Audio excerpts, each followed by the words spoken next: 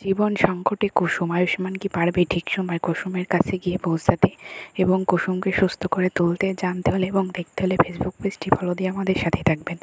ভিডিওটি ভালো লাগলে অবশ্যই একটা লাইক দিয়ে ভিডিওটি শেয়ার করে দিবেন। নতুন পর্বের আপডেটে আমরা দেখতে পাবো যে কুসুম যখন গাঙ্গুলি বাড়ি থেকে বের হয়ে অন্যমনস্ক হয়ে রাস্তা দিয়ে হাঁটতে থাকে, তখন একটা গাড়ি এসে কুসুমকে পেছন থেকে বারবার হর্ন দিতে থাকে, কিন্তু কুসুম সেটা খেয়াল করে না। সে শুধু গাঙ্গুলি বাড়ি ছেড়ে চলে এসেছে সেটাই ভাবতে থাকে। বলে যে আমি তো ও বাড়ি ছেড়ে আসতে চাইনি, আমাকে কেন ও বাড়ি ছেড়ে আসতে হলো? আমি শুধু দেবী মায়ের সম্মান রক্ষার জন্য ও বাড়ি ছেড়ে চলে এসেছি। আমার একটুও ভালো লাগছে না যে আমি গাঙ্গুলি বাড়ি ছেড়ে চলে আসছি। এসবই ভাবতে থাকে কুসুম।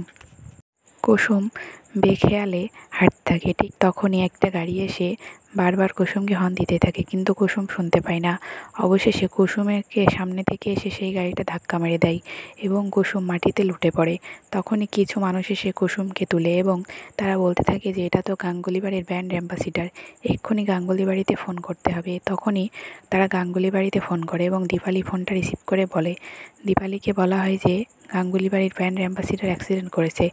তখনই দীপালি আয়ুষকে ফোন করে। আয়ুষকে বলে যে আয়ুষ বাবা, কুসুমের একটা বড় অ্যাক্সিডেন্ট হয়ে গেছে। তখন আয়ুষ চিৎকার করে ওঠে, বলে হোয়াট? দীপালি আন্টি তুমি এসব কী বলছো? তখন দীপালি বলে যে আমি যা বলছি ঠিকই বলছি। তখন আয়ুষ কুসুমকে খোঁজার জন্য গাড়ি চালিয়ে আসতে থাকে। তো বন্ধুরা, পরবর্তী আপডেট পেতে আমাদের সাথে থাকবেন। ধন্যবাদ।